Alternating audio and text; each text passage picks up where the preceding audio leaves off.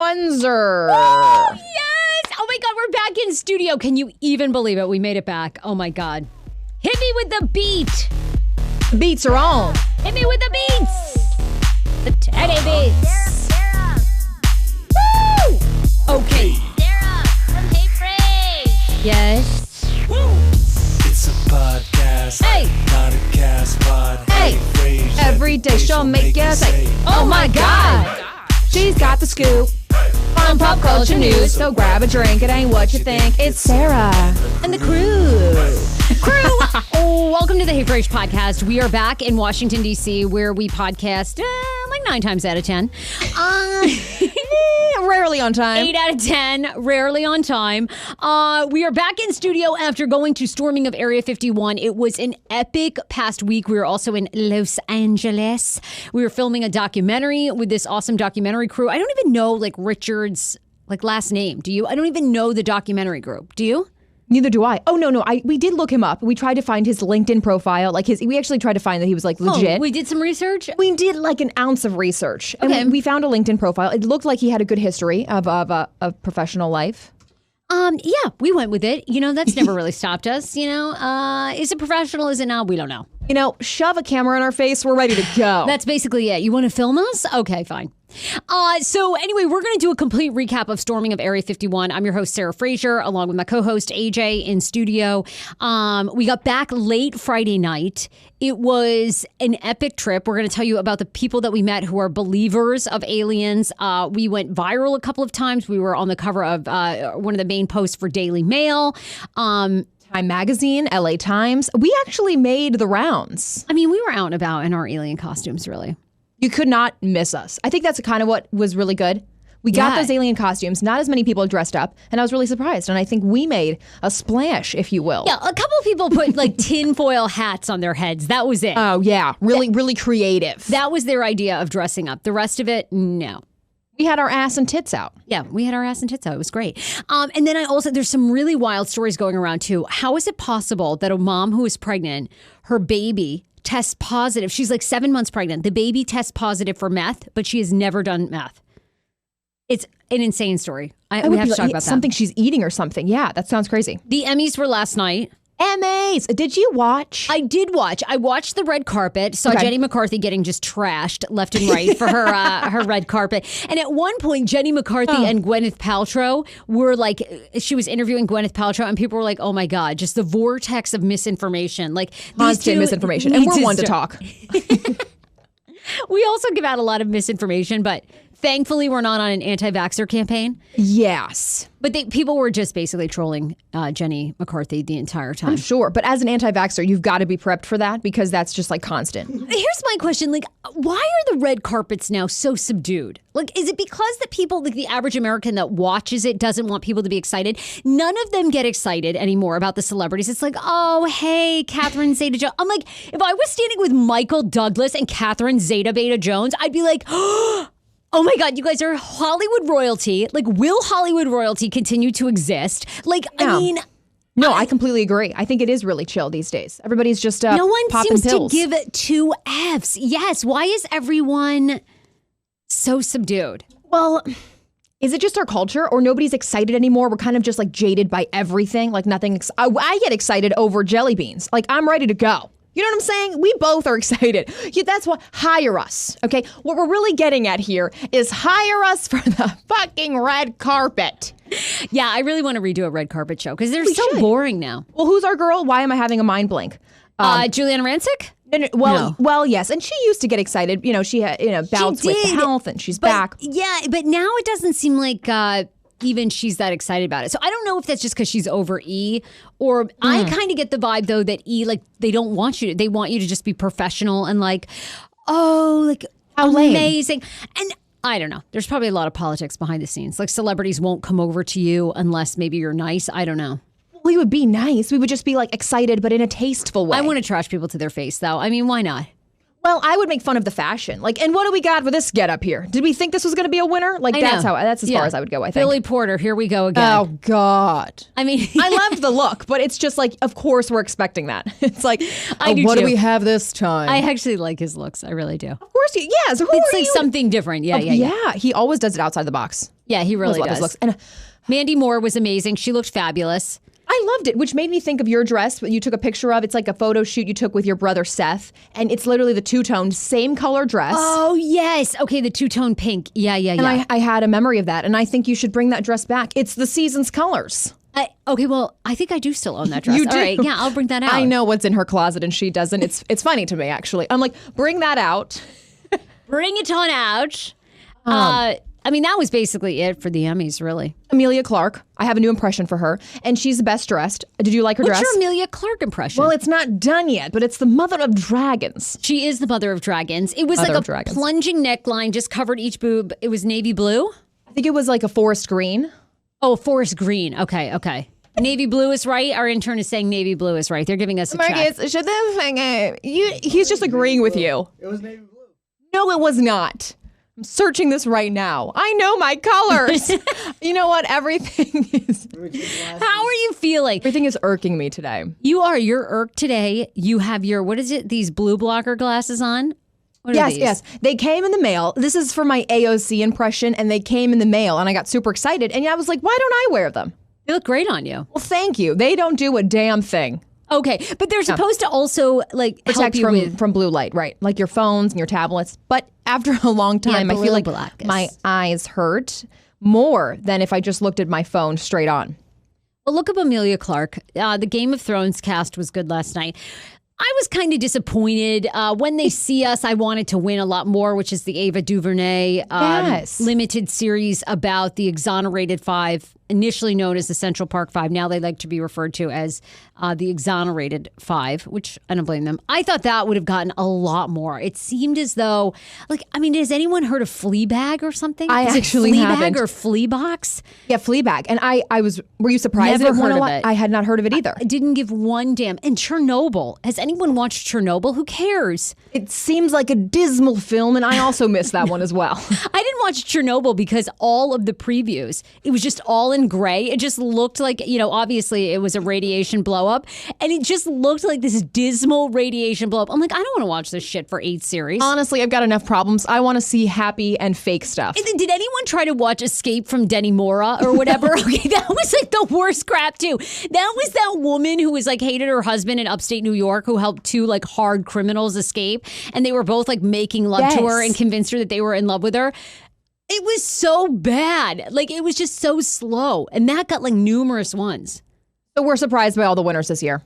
I'm always surprised by the winners. I don't even understand the Academy. They picked the worst. I was glad RuPaul won. When They See Us, it was the one actor. Marcus, who's the one actor? The one actor that you actually met briefly or whatever. He won for When This Is Us. His name When is They See Us. Jarrell Jure. He's one of the kids in Moonlight. So you remember did you see Moonlight? Barry Jenkins' Moonlight. No. It was the Oscar winner a couple years ago when there was all the Oscar confusion and whatever. Yes. And it tracked the story of these 2 men from like being young boys to being men. And it was told in 3 parts. He was one of the guys in the middle. Like when they're teenagers, he was one of the guys in the middle. He was the non-protagonist, the other guy, Kevin. He played Kevin, teenage Kevin in Moonlight. Then he was the guy who goes to jail in When They See Us, and he won Best Actor in a Limited Series. But he's like young. He's like my age. He's like 22. And he went to high school with my ex-girlfriend.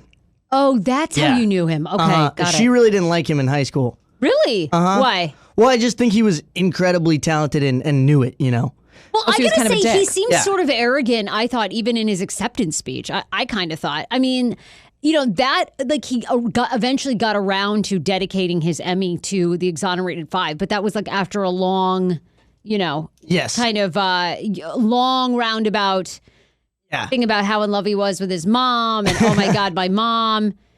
And then, like, just, oh, by the way, thank you, Ava, and the Exonerated Five. It's like, yeah. And they these were guys there. Have, like, lived through hell. They were there in the audience, Yes. the real guys, and they like stood up and stuff, and that was pretty cool. I couldn't believe I was disappointed. I mean, those guys have been in jail. They were in jail 4 years. Their lives were ruined for something they didn't do. How about bring them on fucking stage for a sec? Like, give the guys like a moment. He didn't give one shit. He was like, thank you so much.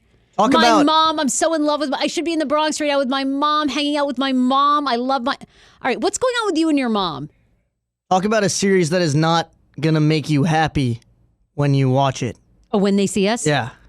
Yeah, but that one, it was really good. Everybody should see that. Yeah, but that one But it was was, like, reality, really and that's like a history. real story, okay? Escape from So is Denny Chernobyl. Mora. Who cares? I mean, Ben Stiller directed that. He was like the executive producer and director of it that. was slow. It wasn't that great. They boned her forever before she released them. It's like, come on, like how many times can they bone her before? Like, look, we know what's going to happen. This could have been done in one series. They bone. Finally, she releases them. She's unhappy in her marriage. We get it. Anyway, there's my take. There's your take on that. So that was the recap of the Emmys, and then the Kardashians got booed. I enjoyed that fully. Yeah, I did too. Who's this? Michelle Williams' gender pay gap speech. Did you see that? No, I didn't watch that one. Well, I just knew Michelle Williams is friends of Busy Phillips, and I am a Busy Phillips stan. So I just saw this, but I wasn't sure if you were able to catch that. I don't know anything. The last speech I saw was Patricia Arquette. Essentially, you know, her sister who is trans passed away. And she was basically just saying, please, you know, hire trans people. Trans individuals are people. They deserve work. And that was very moving. I thought that was really good. Well, that's right on time. Euphoria, although it's a 2019, it's going to be judged next year. But everybody was like super excited. They're like, ugh, Euphoria can't win any awards this season, but it will next year for sure. But that was a huge movement for like the trans because... that has a trans character in it. It has a trans character, right. I've started watching, but it's very hard to get through. Is it? I think it's an easy watch. Really? Although it scares me. I mean, we've talked about this so much, but like it does scare me a little bit because you're like, oh my God, I can never send my kid to high school. I know. As someone who's trying to have a kid, I'm like, oh my God, please tell me this is not what kids are doing, right? You're It's gonna have to very homeschool him. disturbing. You know what? Leave the kid to me. I'll teach him a few things. Oh, okay, great. Our guest, Dr. Clark, just walked in. We're going to have a guest too. We've been partnering with Inova Health all month long and Act on Addiction, which is just a really, really great organization, all about helping people who are battling addiction and then also families and loved ones. It's so hard to go through. So we're going to have him talk later on in the show. But aside from that, you know, just to wrap up the Emmys, the big moment that a lot of people loved was the Kardashians came on stage, Kim Kardashian and Kendall, and essentially were saying they were presenting The reality category. Right. And they were saying, well, we understand the power of like real people telling real stories. And then everyone burst out laughing. Which, if they had any sense, I think they would know that they need to like be jokey about it. It's totally sarcastic, and they need to go up and be like, unscripted real life. You know what I mean? And then laugh. Caught off guard. Well, Kendall Totally was caught the off one that guard. was like, why is everyone laughing at us? I enjoyed it. I watched it over and over and over again. It's now my background of my phone, just the face of fear. She almost shit herself. It was great. That was pretty funny. So there were the Emmys. I enjoy watching a little bit, but Oh yeah, just to stay on, on with the pop culture. But our lives, honestly, have been our own reality show. I wish we were recorded the entire trip because, well, not only we were a great pair. oh my God, We you were stayed a in a room dream to together. travel with. I love you for saying that. I was good though, right? Like I only went out one night. And Yeah, we were you were too great. we were too tired to go out anyways. We had been, we're doing early morning interviews, but we started in LA. And we tried to social media as much as we could, but like we can only social media so much. Started in LA. It's hard for me because I've stopped drinking because I'm trying to get pregnant. So Yeah, it's kind of put a damper on the week. that's kind of, yeah. So I'm not smoking, I'm not drinking, I'm not participating in anything. So I am very, there's not much for me to do. There's not much for me to go, as far as like going out, Right. Okay, Marcus, just be sure to duck. I love our intern, but every time he walks by the camera's full head, and I'm always like, okay, Doug, and then he never does. So it's just cut-ins of our intern crossing the cameras. For those of you guys who don't know, because we met a lot of people want to check out the podcast. So we also stream simultaneously the podcast on YouTube on Hey Frase every Monday and Wednesday at 12:30 p.m. Eastern time when we're here, but we're traveling more and more. So we'll see how the show evolves, but it's really funny. We have two amazing interns. But Marcus never likes to dock. It's just, it's just so funny. Anyway. Well, it's funny because it is right in boob chest height. Right. So like when you're walking right past it, yeah, it falls right into that. So what was the highlight? We went out to storming of Area 51. We did go viral on a couple of occasions. Yeah, that was super fun. We were on the cover. A lot of you guys messaged us. Daily Mail ran the story of people descending on Rachel, Nevada. We were like the front cover picture. Getty Images took a photo. It was in Time Magazine. It was like all over. Okay. And then they picked up your Kardashian impression, I think, or something at a Las Vegas television station. It was super random. He just wanted to use my picture, so I was like, yeah, of course. And then he like ended up making it a whole story. Like, there's a Kardashian imposter at Area 51. Yeah. I'm like, wait a minute, I didn't give you the rights to that story. But hey, bad press is good press. So we went with it. So it was awesome. And then the Naruto run, people were making fun of on Twitter. I did a Naruto run with Elixir, who is a YouTube star. Over 100,000 subscribers. Yeah. Yes. So that got like, 500,000 views or whatever. And people were making fun of my Naruto run. Which is perfect. And during the filming, so you are so good knowing what's going to go viral, or you're just like knowing what's going to be good TV. And so when Sarah was like, Age, hold this phone, record me doing Naruto run, I was like, the fuck? Ain't nobody want to see this shit. Oh, I know. She knew. And it's so funny that it really went viral on Twitter on the Hey Frase page. And of course it was Elixir who then like went behind a live shot. He went even more viral. Yeah. He went like worldwide viral. But I got to tell you, you were the front runner of that whole entire Naruto campaign, because none of the newscasters, they all saw you recording him and they're like, oh shit, we got to get a story. Come here.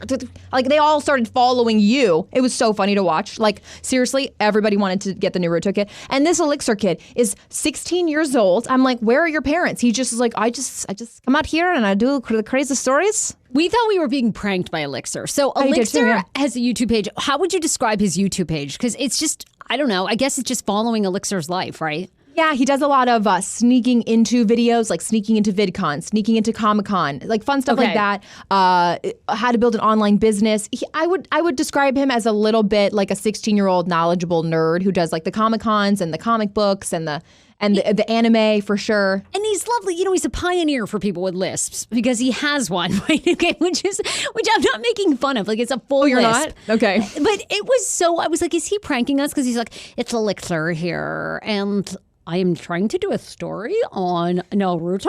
And it was like all over the place. I was like, wait a minute. Are we getting punked? Didn't we? We were like, okay, where are you guys from? And they were like, the funny we're thing from France. And then I was like, okay, wait. Well, first he was like, I'm an alien and we're from outer space. We're from the planet Uranus. But the funny thing was, it's all these YouTubers that just like came together. They have this like common ground of YouTube. And so they all like approached us and they don't know each other.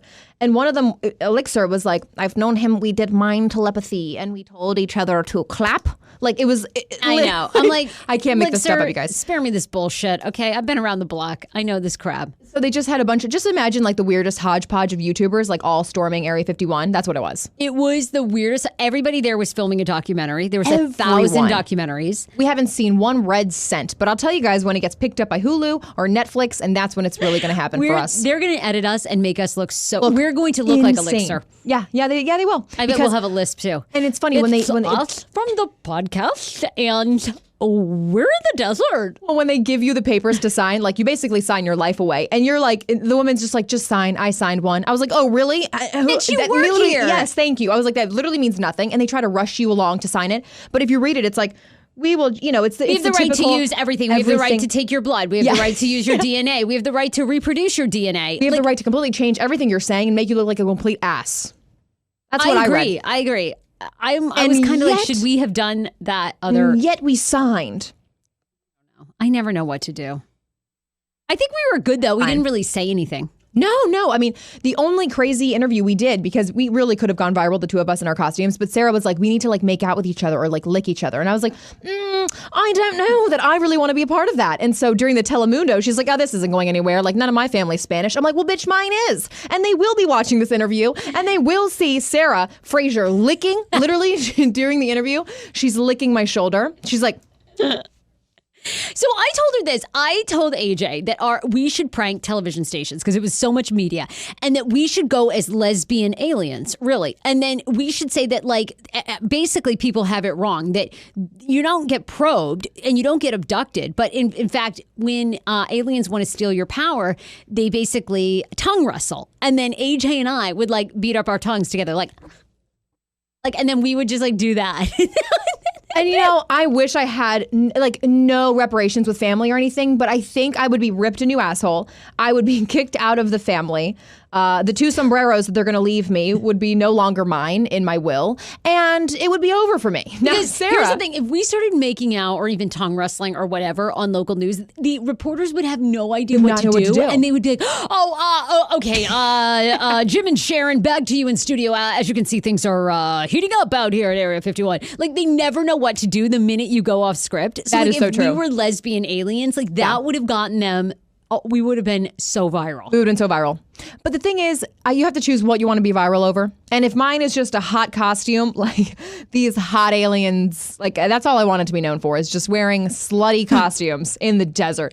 It is fucking dusty. If that's my one complaint, it's dusty. The only thing I wanted to do was drink water and put some lotion on my ashy elbows and knees. That's all. That's all I wanted to do the entire time we were out in fucking Nevada.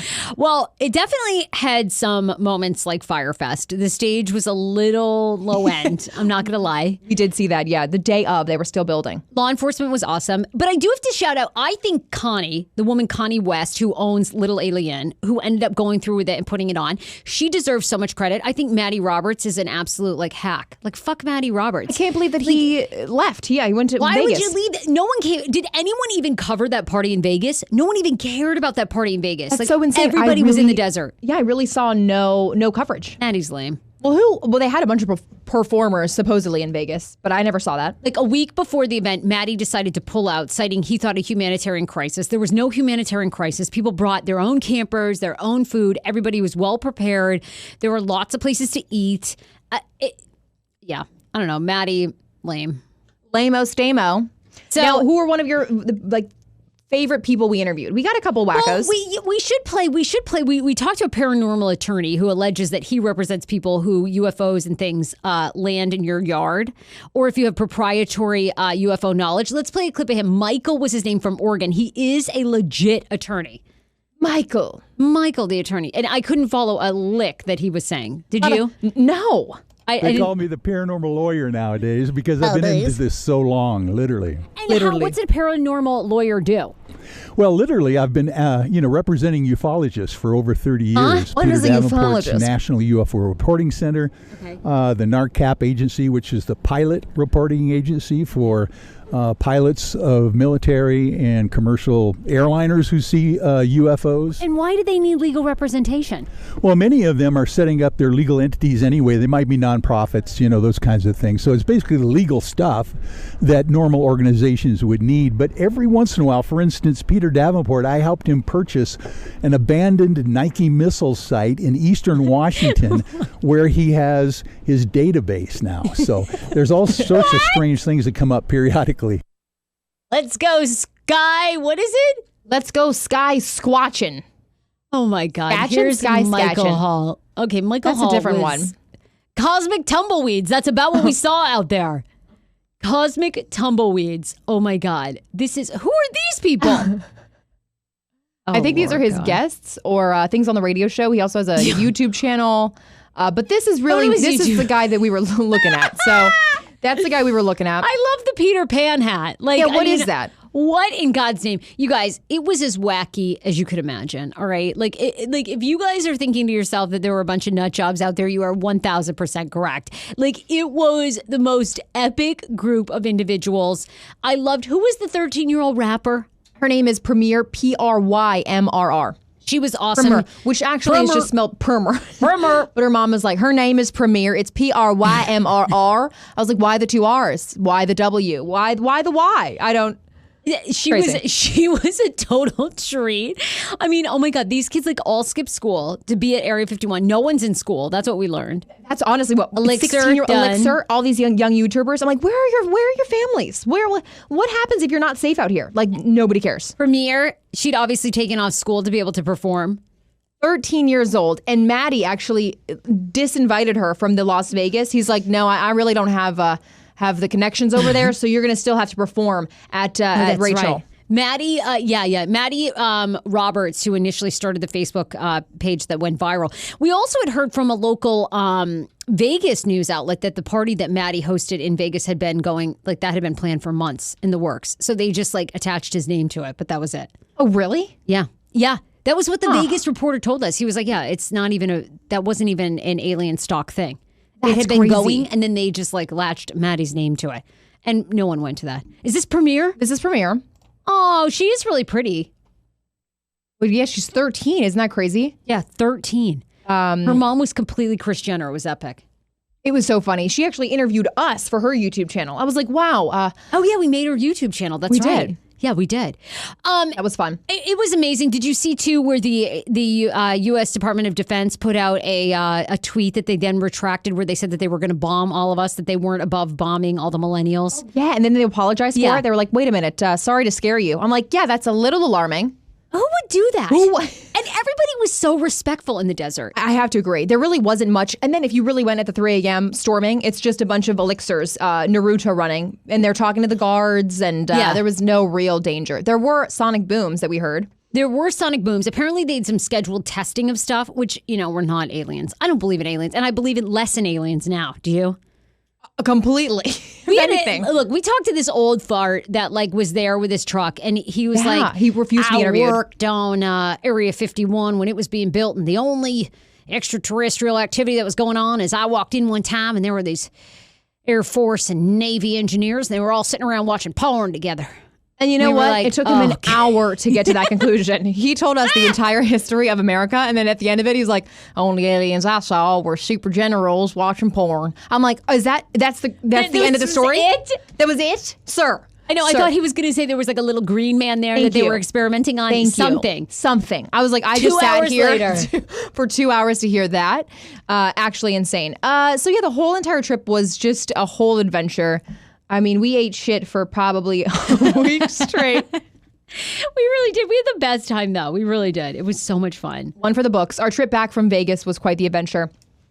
Oh, it was so worth it. I can't wait. What should be our next trip? Well, we were talking about BravoCon, which is totally up our valley. Like, I think could we should actually go to BravoCon. Yeah. I'm tired of the weird and the. I can only talk. You know what I mean? Like, you can only talk to like people like that for so long until you actually are like, I can't keep this act up anymore. I am not.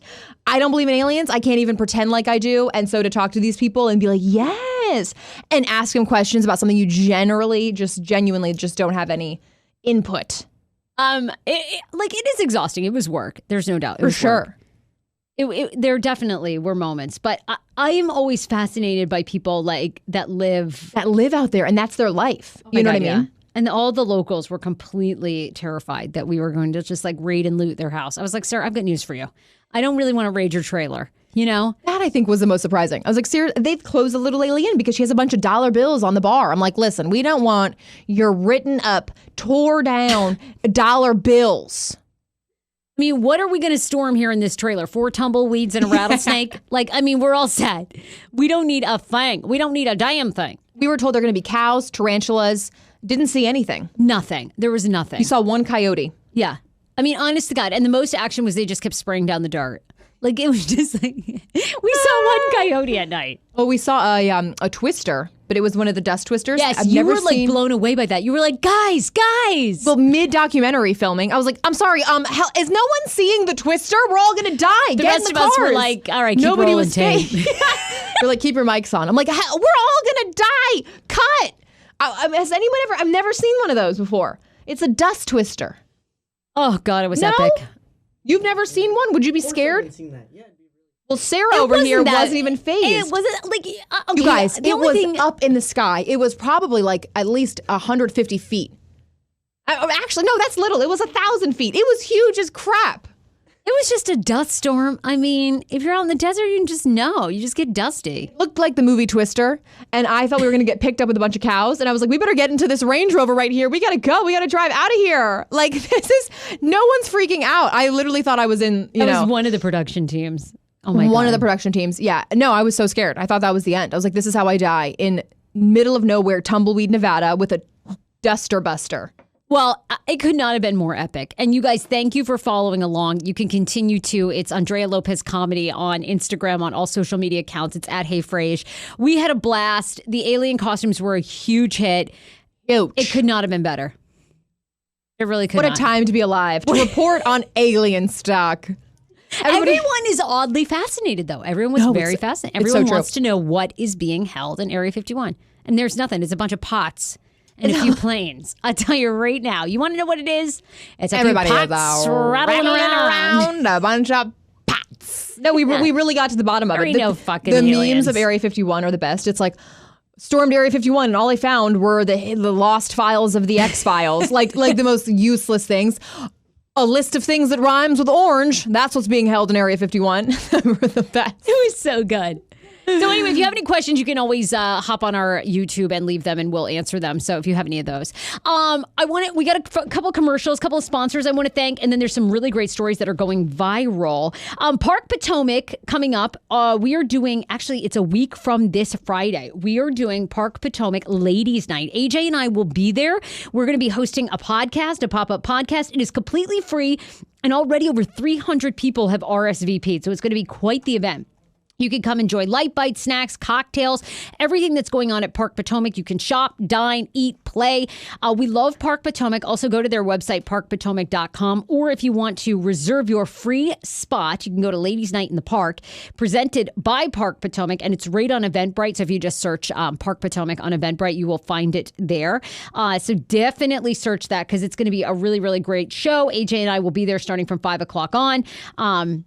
So we can't wait to see you. And that all is happening October 5th. Okay. So that is going down next Friday. Oh, sorry, October 4th. It is Friday, October 4th. That is all going down at Park Potomac, which sits right at the top of the Beltway and there at the I-270 spur. So we're super excited to see you then. Also, we've got to thank True Orthodontics. AJ is a patient there. We just gave away an awesome glow kit.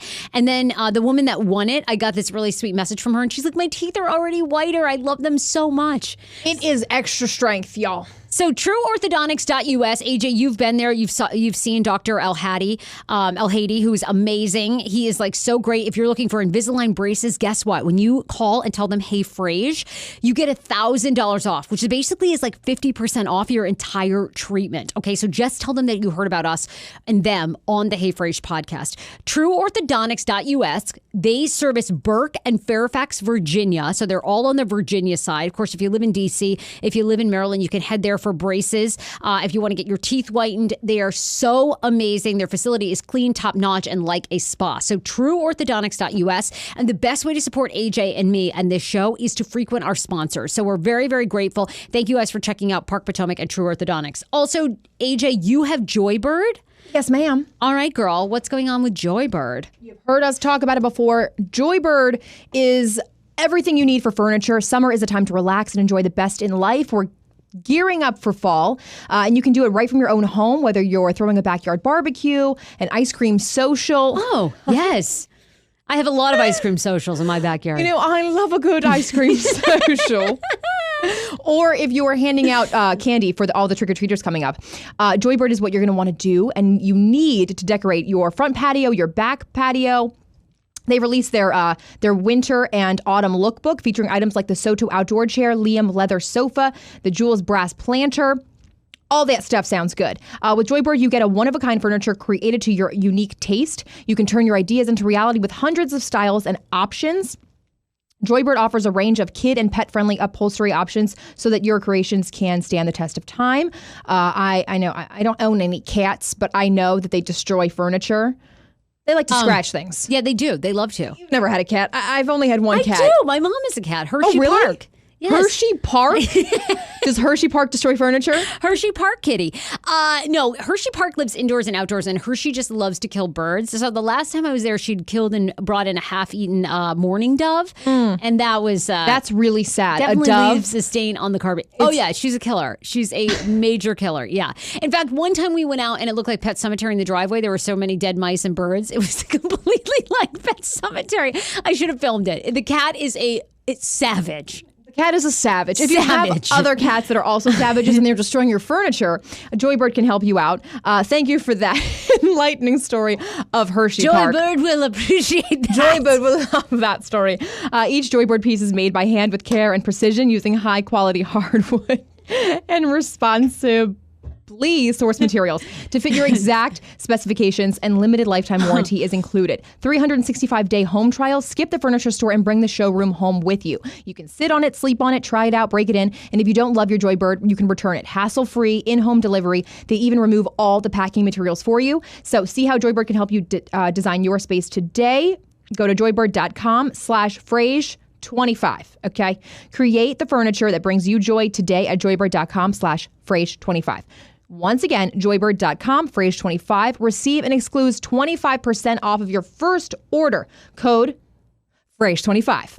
I love it. And there's a little extra murderous cat story for you. Well, you know what? It always makes it more memorable. You'll never forget Joybird and Hershey Park. Did anyone hear about this story? I didn't even know this. Apparently, there is Tiger Truck Stop in Louisiana where they have like actual pets, like they have a zoo at a truck stop. And the headline this morning is, the camel did nothing wrong. Woman bites creature in his private area at truck stop zoo, police say. This is insane. Casper the camel was minding his own business inside this enclosure at the Tiger truck stop. Oh my God, if you've been there, will you hit us up? When suddenly a pair of unwanted visitors commanded his attention. So Casper is the largest resident at the zoo and is accustomed to having visitors all day as truckers pull off the Interstate 10 west of Baton Rouge to see the exotic creatures at this peculiar roadside attraction. They've long drawn animal rights groups as well who want to shut it down. But on Wednesday, a couple broke into Casper's pen, causing the 600-pound white camel to panic, and a Mad Lib style series of unfortunate events unfolded, according to authorities. It was, quote, crazy, Pamela Bossier says. She's the manager of the truck stop there. Bossier watched it all unfold on security camera, and she says the problem arose when a man began tossing treats inside Casper's enclosure, leading his and his wife's dog to hop the fence and go in after them. Then the camel began to kind of go after the dog and became scared. So the woman decided to jump in the pen along with her husband to try to distract Casper while they saved the dog. But it didn't end pleasantly. In fact, after the man started swatting at Casper, he eventually got close to the woman, pinned her to the side, and then started to sit on her. In a moment of desperation, the woman apparently looked up and bit Casper's testicles. What? Is this happening in real life? We all have weird fetishes. You love these weird animal stories. What has to happen? I mean, what I love about moments like this in Area 51 are the circumstances that have to come together to get all these, get this story to happen. These people. Okay, first of all, these fucking morons throw animal treats in there. Their dog jumps in. Then they have the genius idea to not go inside and say, oh my God, we're really sorry. Our dog is in the enclosure. Can you get like someone here at the pet zoo to help? No, they decide to jump in. Then they decide to swat at the camel, who then pins the woman and sits on her. And then she thinks to bite his testicles. Like, what? What? She was about to die. In dire circumstances, you just got to bite those balls. Are people not blown away by the people in this country? I mean, honest to God, we have the craziest people here. I think people would rather just like try to avoid getting in trouble. Like, I feel like she was afraid of like what they would do, or like they would like charge them a huge fee because their dog is inside. Instead of just going up and being rational and being like, look, my dog's inside. Can you go get it? Instead, she's like, no, I'm going to do this myself. Well, police revealed on Sunday that the couple, that they ruled that the camel did no wrongdoing. And the couple cannot sue after investigating this freak accident. Why would they sue? They literally did this to themselves. Right. Criminal trespassing. They could be charged with it. And not having their dog on a leash. Oh, my God. This story is crazy. How have I not been here to Baton Rouge? There's our next trip. Let's go podcast from this truck stop zoo. Okay, like there's so many things wrong with that. These poor animals. You think they were so bored? They're like, how do we make our life a little bit more interesting? Let's add a petting zoo to this truck stop.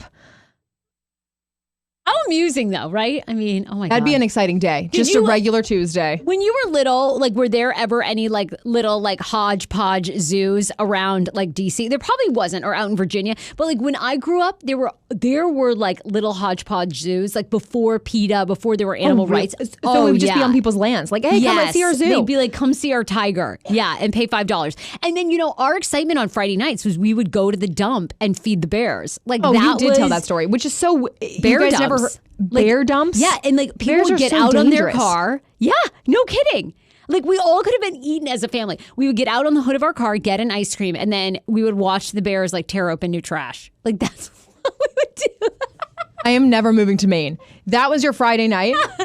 That was our Friday night. I mean, the It was, ice like, cream epic. sounds great, but I don't like... Then we'd ride over to New Hampshire, and there was this really sad, like, pop-up zoo that was there. And they had, like, a panther. Like, they had all the... And we used to, like, love it. And, like, literally these animals, it was so terrible. Now, So- we hung out at the National Zoo in D.C. Saw the best of the best, the cream of the crop since I was 5.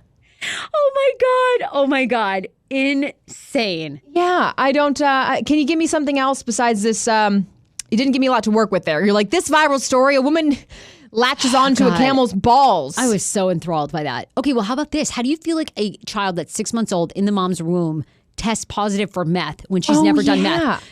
Who done it? This is a who done it. Who done it? Okay, this is like one of those, where they go, okay, so if a dad has 4 grandkids, but only 2 are his sons and 1 is a nephew, how is it that he's a grandfather to 5? You know what I mean? I was one never of those good riddles. at those. Yeah, I was never Me good at neither. those. I'm like, I don't...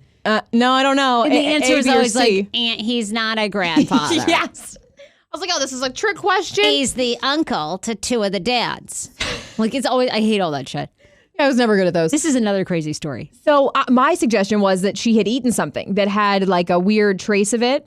What, a bad taco or whatever? Yeah. I mean, hey, I eat some questionable food. Some old chicken salad, it expired. Well, you had that rough margarita at Area 51. That was like a gallon, but that looked really bad. Okay, I was desperado when I head on over to the margarita truck, which looks like they just set up, and it was a mother.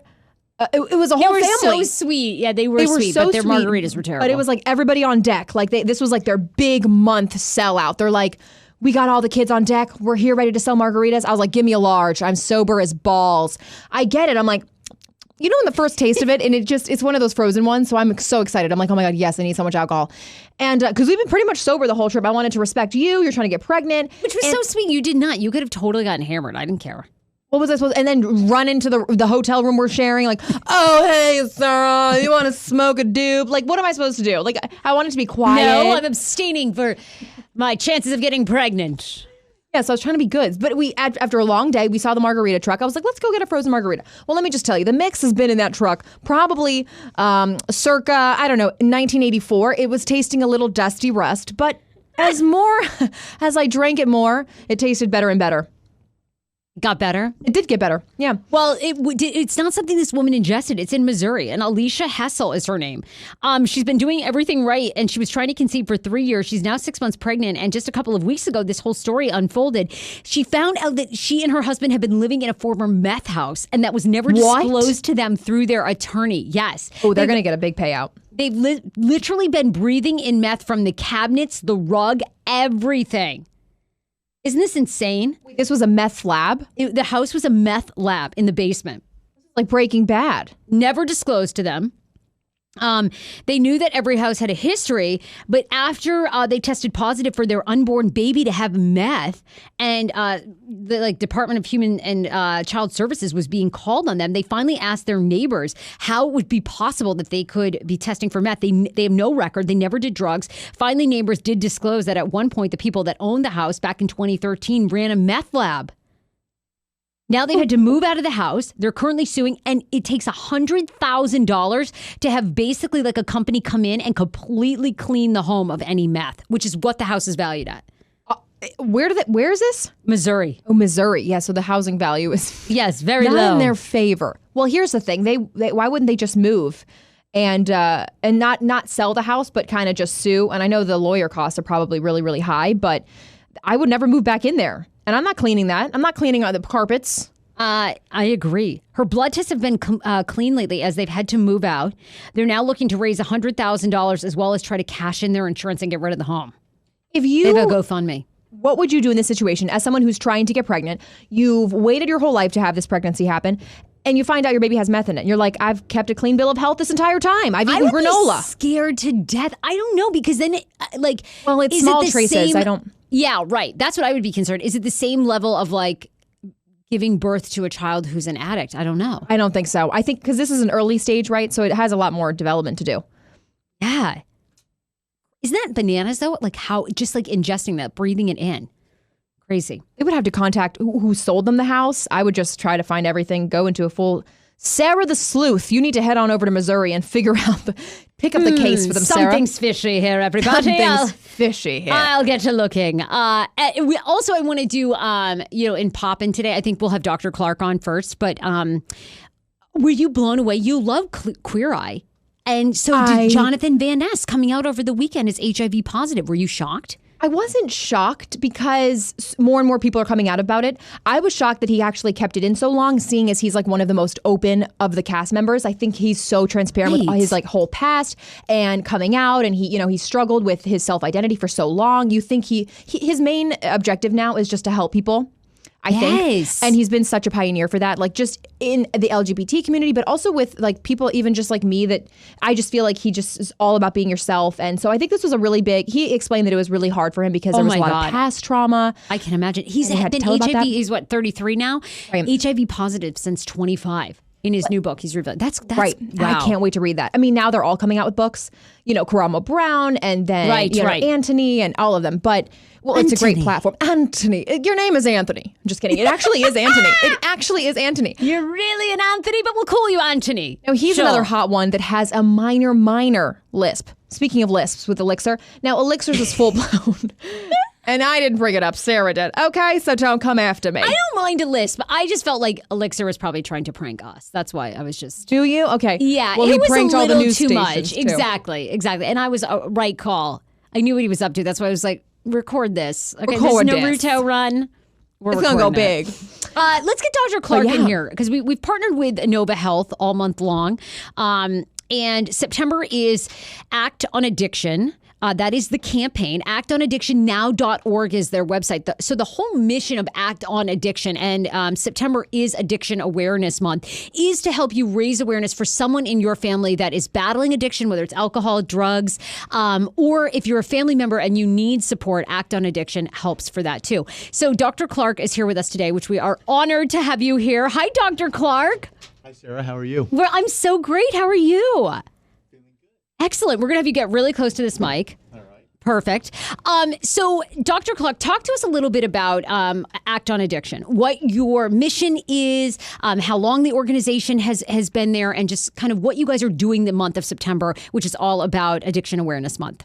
Yes, it is. And it's important to understand that this is still a massive problem that is under-recognized in this country, if not throughout the world. The Joan and Russell hit family have been very generous in Northern Virginia, supporting outreach for addiction education and making families aware of the resources that are available. Yeah. And their $16 million gift to Innova has really helped to elevate this to a new level. And so the Act on Addiction campaign is really just the centerpiece and beginning of a larger effort on their part and Innova's to reach out to people who are suffering from addiction and those who are feeling the consequences of it. And it is so prevalent. I mean, whether it's alcoholism or, now we hear so much in the news of opioid addiction and painkiller addiction. You've obviously worked in this field for many, many years. What do you think is fueling so many people dealing with addictions? I think this is a combination of a number of factors. I think within the realm of our society, people use substances for a whole variety of reasons. No one chooses to become an addict. What they don't realize is that these substances have insidious effects on brain chemistry, and the consequences that they cause to individuals are oftentimes not noticed until it's too late. At that point, the person is now going through the various signs of addiction, like craving and feeling a compulsion to use that substance. They become less and less aware of the consequences of the substance. and ultimately lose control of their own behavior and their ability to recognize just what's happening to them. And so they are subject to tremendous stigma because people think that somehow this is a choice. Yes. And yet it is a choice that has turned into a disorder. And I think people see it as a weakness, as why can't you stop? Or if this is so destructive in your life as we know addiction is, it's sort of like, why can't you stop? And it obviously goes much, much deeper than that. I feel like I've read over the years that there's more and more testing to try to almost identify genes in humans that can tell if you're going to be an addict. Is that true? And how advanced is that or not? Well, not really. And it's not really ready for prime time at this point. We hope that genetics will hold the key to treatment or recognition of people at risk. And while it's clear that there are genetic risk factors and that these illnesses run in families and through genetic profiles, we don't have the key yet to determine or predict with certainty who will develop these problems or how to prevent them from occurring. That being said, genetics oftentimes will offer insight into who will respond to certain types of medication treatments and who might be more susceptible to certain drug effects. But this is not really what we need to pin our hopes on right now. I think that the whole point of the Active Addiction campaign is really to raise awareness to say these are still problems and they are unrecognized. And while there might be things on the horizon, there are things that we can do now. There are resources now. There are treatments now that are, in fact, very effective. And we want to get people access to that information. Okay, and what are some of those treatments? Can you talk to us more about specifics? Sure. I think there are a variety of treatment modalities that exist to help people. Some are medications. Okay. For example, people that are suffering from opioid use disorders can take medications that block the effect of opioids, like naloxone. Okay. They can take other medicines that are similar to opioid agonist activities, such as methadone or buprenorphine, that compete for what people might be taking and therefore block the effect and eliminate withdrawal symptoms that the person might experience. Okay. And yet there are other non-medication therapies as well that are important to recognize.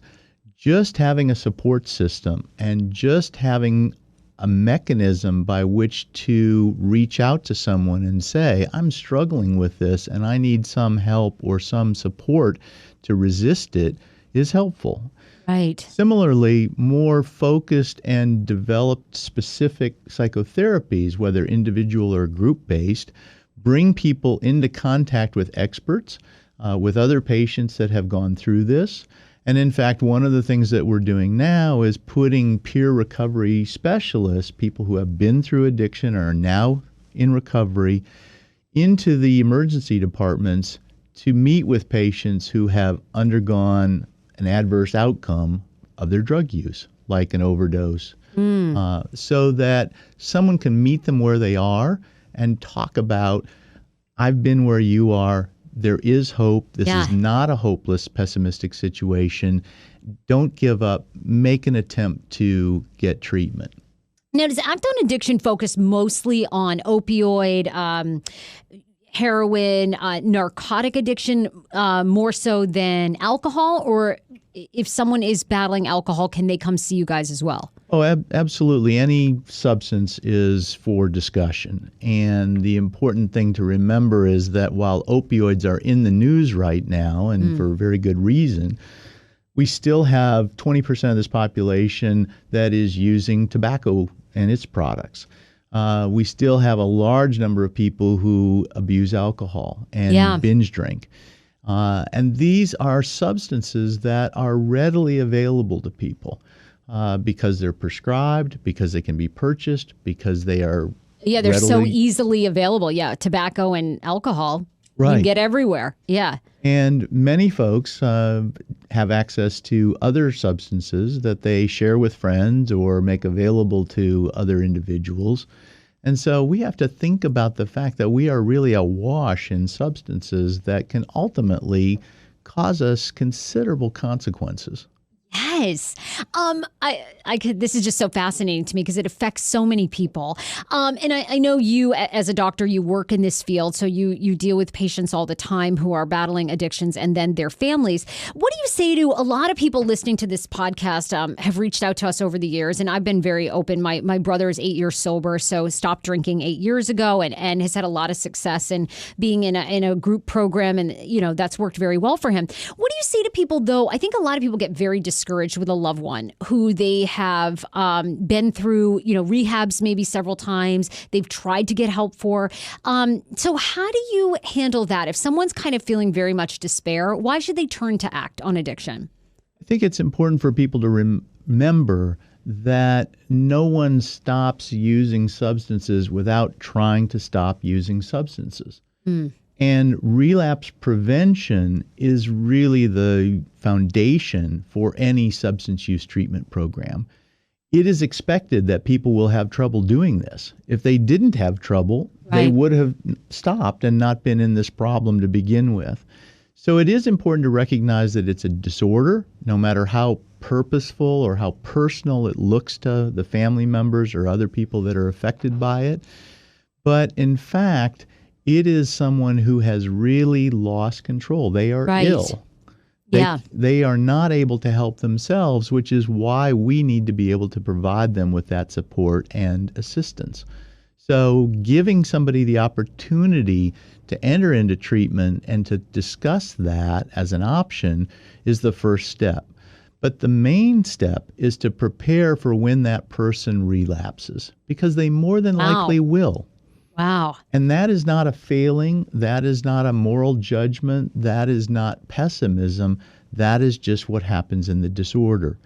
If you have asthma, it's expected you're going to have an asthma attack at some time in the future. Yeah. Wow, that's a good way to look at it. We don't look at it that way. No, just you saying that, I'm like, I don't think of it that way. You think of a relapse as like a weakness, or why are you going back? Yeah. Oh, that's interesting. So if you have that plan in place, in the same way that you think about asthma, you have your inhaler, you know where the ER is, you know what medications you need to take on a regular basis to keep your asthma under check. These now are the same principles that come into play for substance use disorders.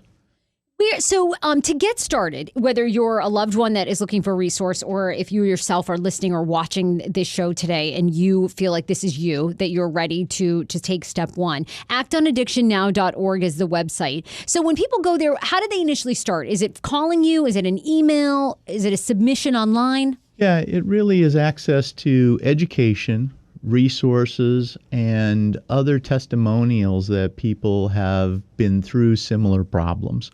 So we want people to understand that there are a variety of programs in this area.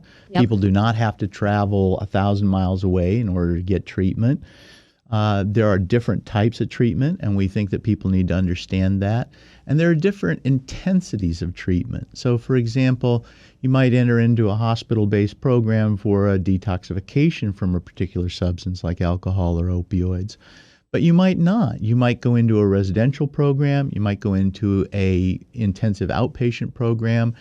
All of those different levels of care are somewhat confusing to people. Yeah, right. It's hard to access health care in this country. Yeah. It's its own lexicon and its own morass of regulations and insurance and different services. So we're trying to simplify this to give people access to that information so they can get access to treatment. There are resources and other links on the website because many agencies are interested in this and trying to facilitate these kinds of connections. It's not a competition. we should be collaborating, and we should be making these services seamless throughout our country and our region so that people can get help. And I think, too, one last question for you. ActOnAddictionNow.org. We've been talking about it all month. We've partnered with you all. And I'm assuming in helping navigate with insurance, you also help people find ways to pay for it. Because I'm sure if you're going into treatment, there's some cost associated with that. And probably some people listening to this are thinking, how am I going to afford this for my loved one?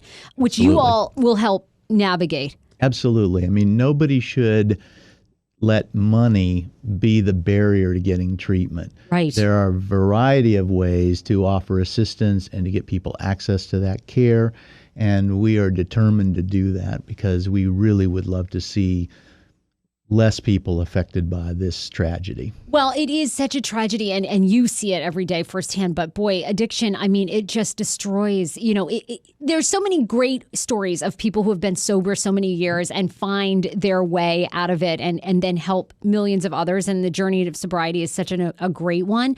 And then you also see how devastating addiction is to the person, but then to their family, to their children. I mean, it's very difficult. So I'm so glad to be raising awareness with you guys because people need to talk about it. And I think, too, what's scary is a lot of people are afraid to confront the person, or say anything. And I'm always like, oh, my God, they're doing so much damage to their family.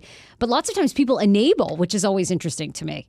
Yeah, I think people are afraid. I think people do not understand what has happened to the person. And I think that they don't really recognize that the person is ill. Right. And therefore, them not intervening is just ignoring a problem that will get worse. And so 100%, it's not going to get better. Exactly. That's right. So I think that people, if they could step back and recognize that no one is choosing to do this. No one wants to be suffering from addiction, and that they can't find their way out. Right. And so if somebody took a moment to extend their hand or to say, I'm worried about you, or have you noticed what this is doing to your life and the people around you? Yeah. Every seed that's planted has an opportunity to germinate, and that's what we want to do, is plant as many seeds as possible. Well, Dr. Clark, you're doing amazing, amazing work. So it's just, I could talk to you all day because it's very, very fascinating, and the journey to sobriety is a great one. So it's such a gift. So thank you for being here. It's actonaddictionnow.org is the website. So we'll be partnering with you guys through the end of the month. Please, please, please reach out to them if you feel if you have a loved one that you feel has an addiction, if you are somebody that you feel like you're in the throes of addiction. Such a great cause. So thank you so much for being here. Thank you, Sarah. I'm happy to be here. You are awesome. Hang right there because we're just end the show with two quick things and then we want to take some pictures. We were talking about Jonathan Van Ness from Queer Eye, who just came out with the biography, who came out, and speaking of addiction, basically comes out as well and says that he battled addiction and meth addiction in his early 20s, now is HIV positive. So I was blown away by him sharing, because like you said, AJ, he's so open. He's so open. I think it was kind of the announcement of his book and the whole memoir, but I think he's going to help a lot of people. He came out that he had a sex and drug addiction. And he's just so open. He's a great person and a great spokesperson for, I think, this whole entire campaign. Are you buying the book? I want to buy the book. Buy it on Amazon right now. I Pre-order it. I want to It's go already get the book. out. But last thing too, Alyssa, our intern, can you pass me the phone? We had this really sweet message of someone who just discovered the podcast that I wanted to read to you guys. And she's was it from our LA trip, our alien stock, or this is just totally random? Oh, maybe she started listening to us from the LA trip. Kamor3 is her name. She says, hey, Sarah and AJ, I just wanted to say you all are the best. I'm a longtime listener of Hot 99.5 when Sarah was on. I remember waking up to you when I was in middle and high school. Oh, great. #same. To 99.5 every freaking morning and loving it. And now I'm 27. Anyways, I wanted to say that I recently changed jobs and now commute out to Stafford from the Arlington area and have gotten into listening to the Hey Frase podcast. And it's been a game changer. Yes. I laughed the entire way and just love it. 2 weeks ago, I was in a car accident on 495, have been in a rental and couldn't get the podcast to play in the car. It was awful in capitals. Yeah, I was going to say that you guys had me laughing that I got it like I was distracted and couldn't drive. Today, I was finally able to listen again, and let me tell you, it's the best. Keep doing what you're doing. You all are awesome, and thank you for making me continuously laugh during my morning commute. So you're so welcome. And by the way, she's okay. Means so From the much. car Okay, accident. good. So Yeah. I was like Minor laughing. thing. And then Yeah, you're yeah, like, I know. And I got into a car accident. Yeah. like screeching. And we're just like, oh, great. Tell us more about how much you Yes. love the show. Are you okay? Yeah, But okay. that's seriously what we do, why we do it. We want you to Yes! have enjoyment. And yeah, I mean, even if I'm in like a deep, dark mood or something for like some crazy thing that happened over the weekend, I come in here, I automatically feel better. All is well. As well. Anyway, you guys, be sure to share the podcast. The show is up on iTunes, Spotify, iHeartRadio, everywhere podcasts are distributed. And tell somebody who's never heard about the Hey Frase podcast about the show. We'll see you guys on Wednesday. Bye, everybody. Bye.